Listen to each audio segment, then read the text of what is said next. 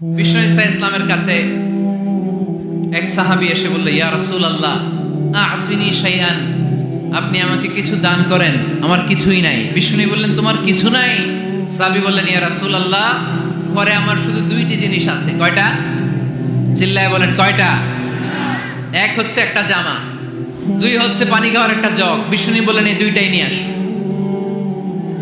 বিশ্বনবীর কথা শুনে ওই সাহাবী ঘর থেকে জামা নিয়ে আসলেন, পানি খাওয়ার জগ নিয়ে আসলেন। বিশ্বনবী সাল্লাল্লাহু আলাইহি ওয়াসাল্লাম ওনার মোবারক হাত দিয়ে এক হাতে জামা ধরে আরেক হাতে পানির জগটা ধরে সাহাবীদের দিকে উদ্দেশ্য করে বললেন, মাইয়াশতারি হাদাইন, এই দুইটা জিনিস কেনার মতো কে কে আছে দেখি? কয়েকজন হাত তুলল। বিশ্বনবী বললেন, কত দিয়ে কিনবা? এক সাহাবী বলে, ইন্নী আশতারিহিমা বিদিরহাম, ও নবী যদিও এগুলো আমার দরকার নাই, কিন্তু আপনি যেহেতু নিলামে ডাক তুলেছেন, ইয়া রাসূলুল্লাহ ইয়া হাবিবাল্লাহ, আপনার সম্মানে আমি 1 দিরহাম দিয়ে দুইটা জিনিস কিনে নেব। 1 দিরহাম, একটা জামা, একটা পানি খাওয়ার জগ, দাম কত? 1 দিরহাম। বিশ্বনবী বললেন, না না, 1 দিরহাম তো অনেক কম হয়ে যায়, মাইয়াজিদু আলা যালিক, এর চেয়ে বেশি দামে কে কিনবা?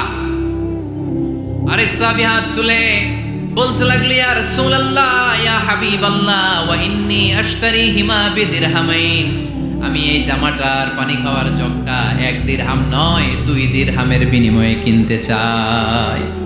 বিষ্ণু ঈসা ইসলাম ওই সাহাবাকে দিয়ে দিলেন।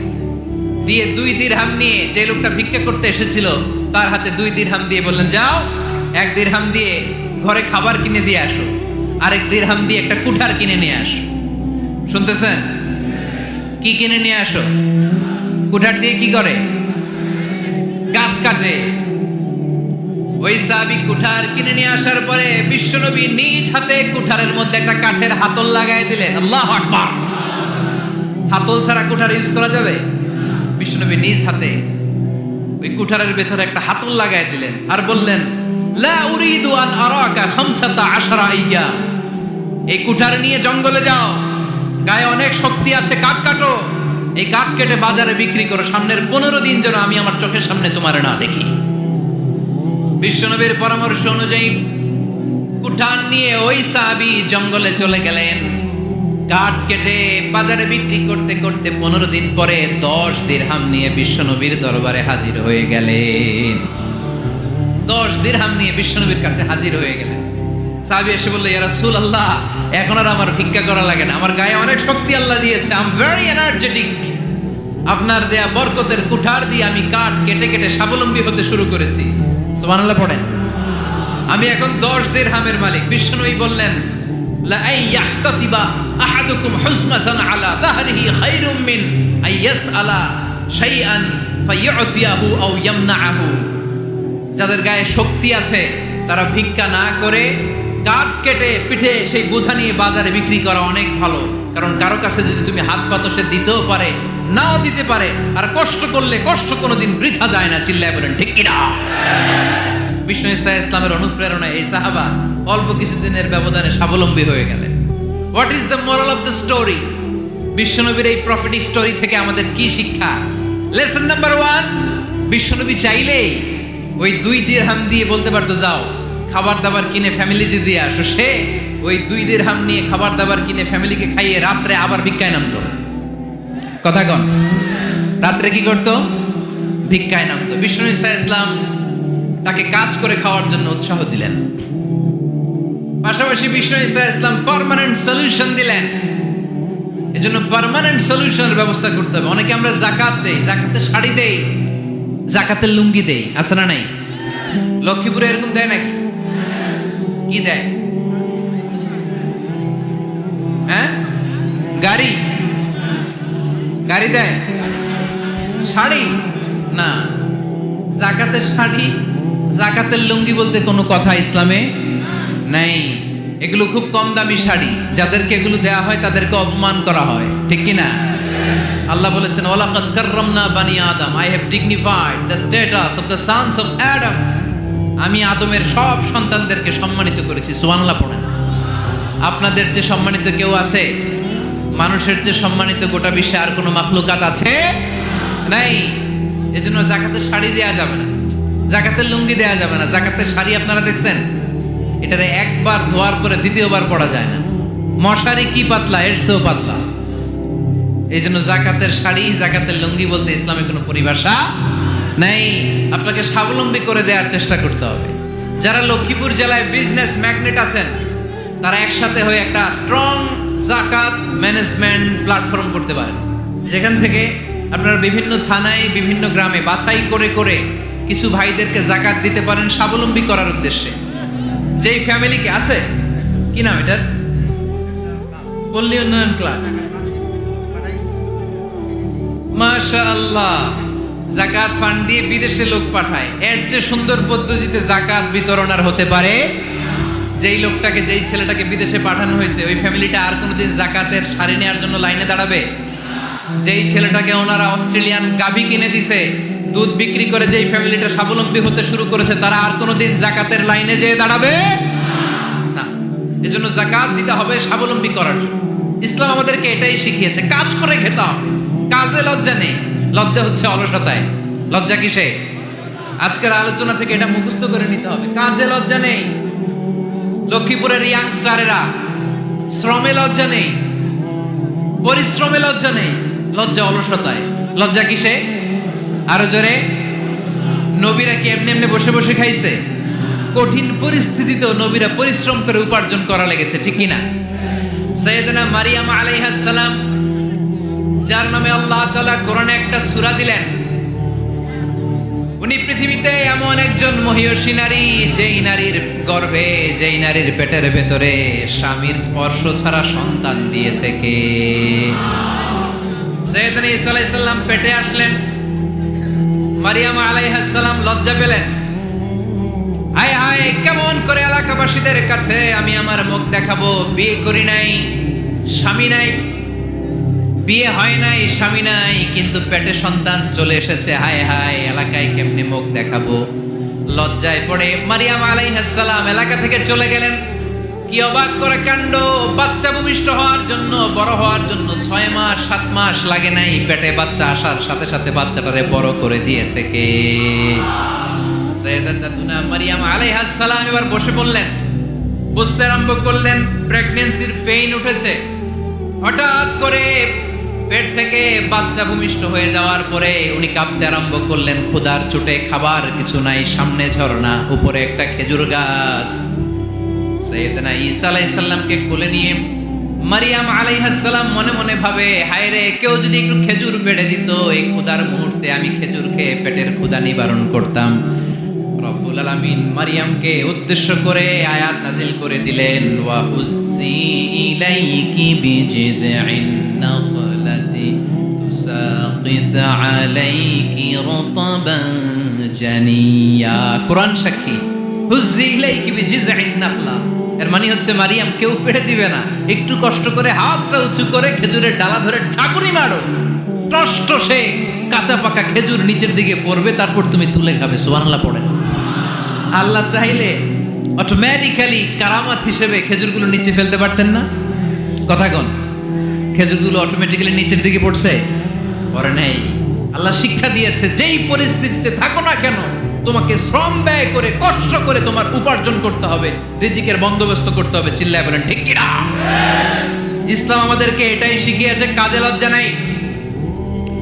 আবার বিশ্বনবী বললেন, ইন খামাতিস সাআ ওয়া ফি ইয়াদি আহাদিকুম ফাসিলাতুন, তোমাদের কারো হাতে যদি একটা চারা বীজ থাকে, সে যদি দেখে কিয়ামত হতে শুরু করেছে, ফাইন ইসতাতাআ আন ইয়াগরিসাহা ক্বাবলা আন তাকুমাস সাআ ফালইয়াগরিসহা। কারো হাতে একটা চারা বীজ নিয়ত করেছে, চারা বীজটা রোপণ করবে, ইন দ্য মিন টাইম দেখলো কিয়ামত হতে শুরু করেছে, বিশ্বনবী বললেন, যদি তোমার সুযোগ থাকে কিয়ামত হওয়ার আগে চারা বীজটা রোপণ করে দাও। কথা বুঝতে পেরেছেন? আপনার হাতে একটা চারা বীজ, আপনি প্ল্যান করেছেন এই চারা বীজটা রোপণ করবেন। ইন দ্য মিন টাইম দেখলেন কি হওয়া শুরু হয়েছে? ইদা জুলজিলাতিল আরদু জিলজালাহা, দ্য বিগেস্ট আর্থকোয়েক, ভূমিকম্প শুরু হয়েছে, কিয়ামত হয়ে যাবে। বিশ্বনবী বললেন, কিয়ামত হইতেছে ওদিকে, আর তোমার হাতে যদি চারা বীজ থাকে, দেরি করো না, কিয়ামত তোমার কাছ পর্যন্ত আসার আগে সুযোগ পেলে চারা বীজটা রোপণ করে দাও। ইসলাম শিখিয়েছে শেষ নিঃশ্বাস পর্যন্ত তোমাকে লড়ে যেতে হবে। এই পৃথিবীতে কেউ কাউকে জায়গা করে দেয় না, জায়গা করে নিতে হয়।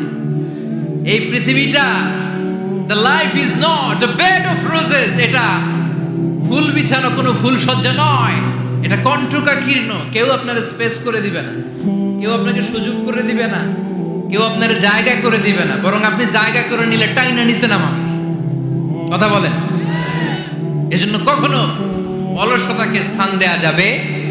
রসুল বাত্তালি দুক্কানু শয়তান, অলস মস্তিষ্ক শয়তানের আড্ডা। অলস যদি কেউ থাকে এটারে টেনে বেঁধে কাজে নামাবেন, পারা যাবে? আলহামদুলিল্লাহ লক্ষ্মীপুরে এরকম অলস ছেলে পেলে নাই।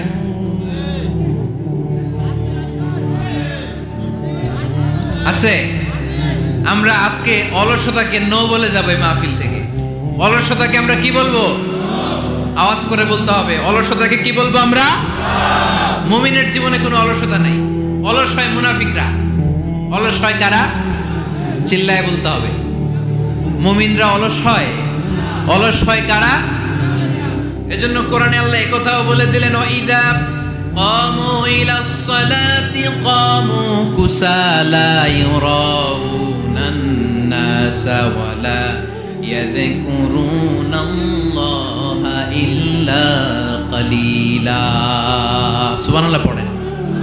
মুনাফিকরা যখন মানুষকে দেখানোর জন্য নামাজে যায়, ওই নামাজে তাদের ইখলাস নাই, ওই নামাজের ভেতরে তাদের কোনো খুশু খুদু নাই, ওই নামাজের ভেতরে আছে শুধু অলসতা। ওই নামাজে কি আছে? কিন্তু আমরা যখন নামাজে যাই আমাদের অলসতা আছে? আমরা নামাজ পড়লে আমাদের হৃদয়টারে সজীব করে দেয় কে? আমরা উযু করলে আমাদের মনটাকে চাঙ্গা করে দেয় কে? আমরা মসজিদে ঢুকলে হৃদয়টাকে প্রাণবন্ত করে দেয় কে? মুমিন তো নামাজে গেলে চাঙ্গা হয়, মুমিন ওযু করলে চাঙ্গা হয়। বিষ্ণু ঈসা ইসলাম বললেন, ইয়াকিদু শাইতানু আলা কাফিয়াতি রাসি আহাদিকুম ইদা নাম।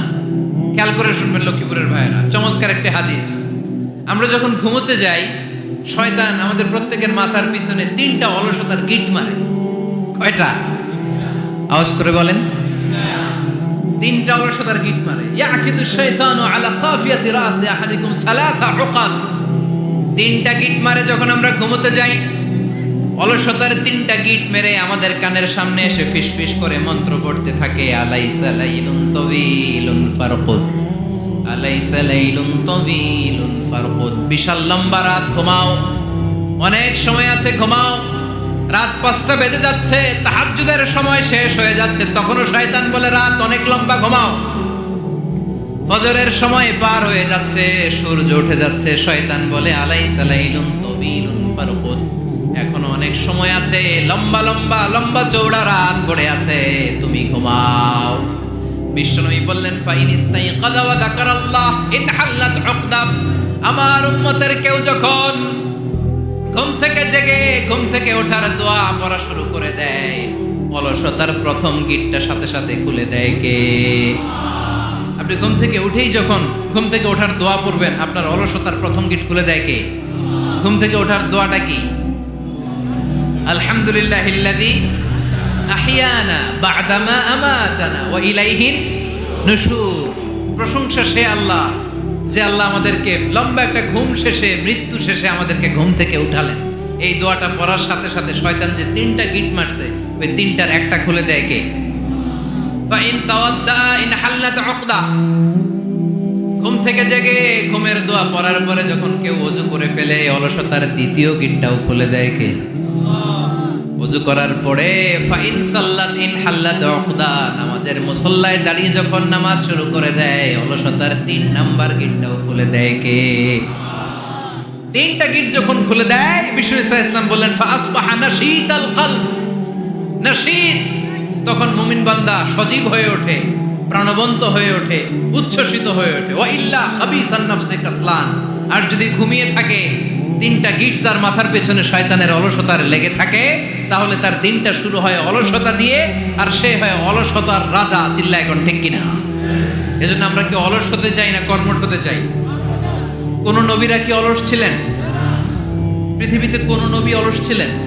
সব নবী কর্মঠ ছিলেন। বিষ্ণু ঈসা ইসলাম বললেন, মা বাআসাল্লাহু নাবিয়্যান ইল্লা রাআল গানাম, এই পৃথিবীতে এমন কোন নবী নাই যেই নবী বকরি চড়ায় নাই। কি চড়ায় নাই? বকরিরে আপনারা লক্ষ্মীপুরের ভাষায় কি বলেন? কি বলেন? ছাগল। তো পৃথিবীতে এমন কোন নবী নাই যেই নবী কি চড়ায় নাই? ছাগল চড়ায় নাই। সাহাবারা বললেন, ইয়া রাসূলুল্লাহ আনতা কাযালিক, আপনিও ছাগল চড়াইছেন? বিশ্বনবী সাল্লাল্লাহু আলাইহি ওয়াসাল্লাম বললেন, না, আমিও ছাগল চড়িয়েছি। ওয়া ইন্নী আরআহা আলা কারারাইতি আহলি মক্কা, আমি তো মক্কাবাসীদের অল্প কিছু পয়সার বিনিময়ে তাদের ছাগলগুলোকে চড়িয়ে দিতাম। সুবহানাল্লাহ পড়বেন না? বিষ্ণু ইসা ইসলাম ছাগল চড়াতেন। ছাগল চড়ানো সহজ কাজ না কঠিন কাজ? কেন কঠিন এটা? হ্যাঁ, টেরা খুঁটি মারে। হ্যাঁ, ছাগল যারা পালে তারা জানে ছাগল পালা কত কষ্ট।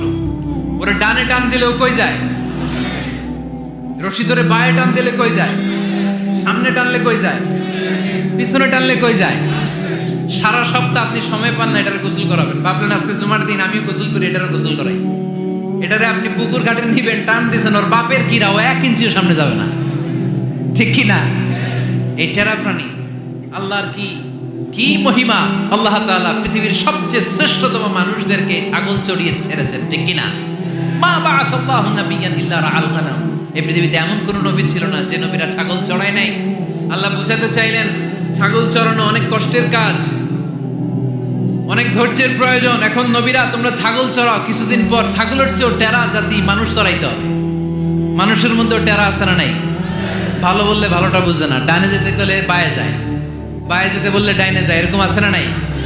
সম্মানিত ভাইয়েরা, সমস্ত আম্বিয়া আলাইহিমুস সালাম ওনারা কর্মঠ ছিলেন। সাইয়েদনা আদম আলাইহিস সালাম নিজ হাতে চারা গাছ রোপণ করে চাষাবাদের কাজ করেছেন। সুবহানাল্লাহ পড়েন।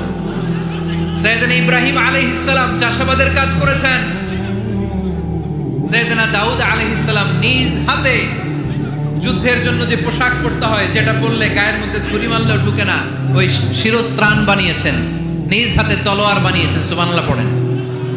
সাইয়েদনা মূসা আলাইহিস সালাম ছাগল চড়িয়েছেন। সাইয়েদনা মূসা আলাইহিস সালামের মেজাজ নরম না গরম?